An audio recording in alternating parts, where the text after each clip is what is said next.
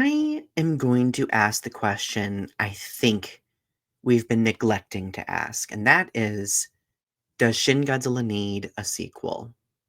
So, for those of you who are unaware, there's been a lot of Godzilla news coming out recently, ranging from updates in the Godzilla Minus One sequel, like the timeline, to stuff going on in the MonsterVerse, an unknown project that's being worked on. I think Toho was working on. And then, interestingly, there was a lot of news circulation about Toho saying that a Shin Godzilla sequel is still possible in addition to Godzilla Minus One's follow up. And that came straight from the mouth of the president of Toho.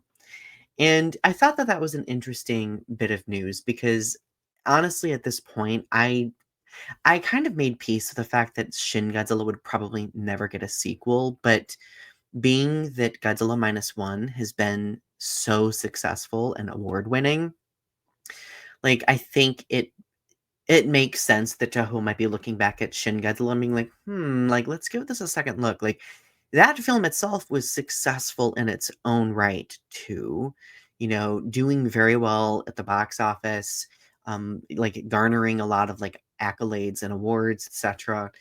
But I think that with the MonsterVerse and with Godzilla Minus One happening, like Toho kind of just gradually forgot about Shin Godzilla.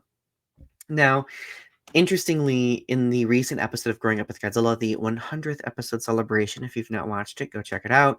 We did have a conversation about whether or not there should be a sequel to Growing Up with Godzilla. And I thought it was a very interesting conversation.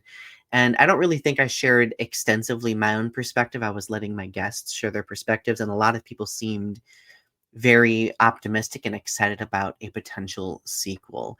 Initially, I kind of had a little bit of trepidation.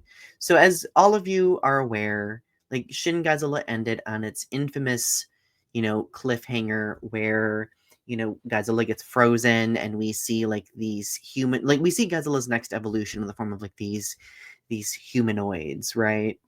And the truth is, if you watch the movie as a whole, like a lot of the movie is about the suspense of not knowing the answer of like, you know, Godzilla's motivation, not knowing really. I mean, I guess one could infer the motivation of Godzilla, but like in the film itself, it's not directly stated what Godzilla's motivation is beyond like maybe survival, I guess.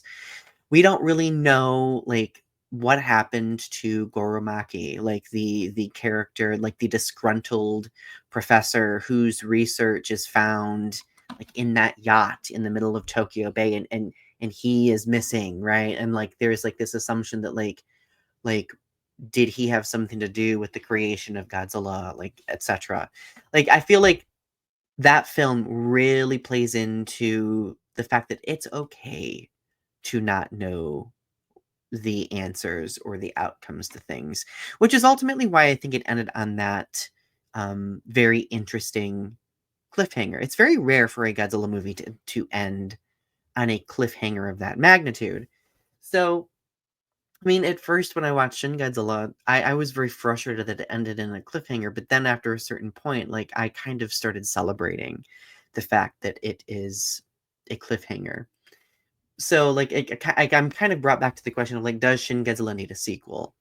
I think that Shin Godzilla has withstood the test of time, and it will still continue to do so without a sequel.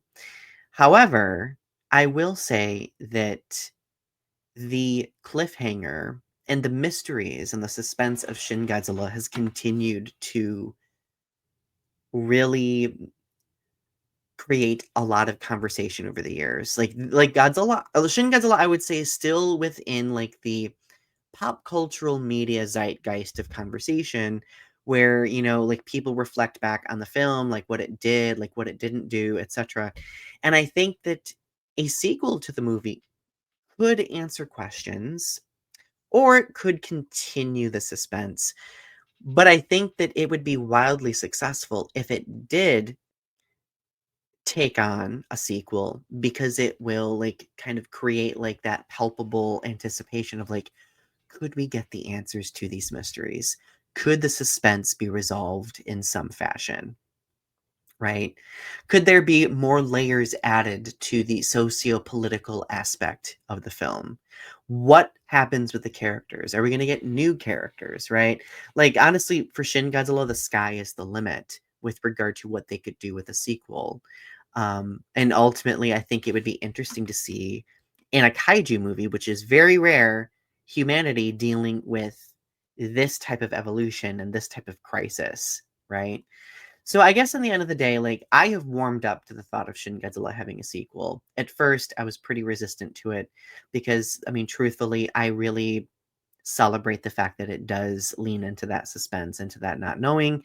But I think that Toho could capitalize on that and create and create an opportunity for those answers to happen. Anyway, what do you all think? Do you think Shin Godzilla needs a sequel? Do you think it should have a sequel? Yes, no. Share your thoughts in the comments below. Don't forget to click like for that pesky algorithm. It helps me. Go watch Growing Up with Godzilla if you haven't yet. And as always, thank you for always supporting everything I do. Keep standing tall, Godzilla fans. Bye.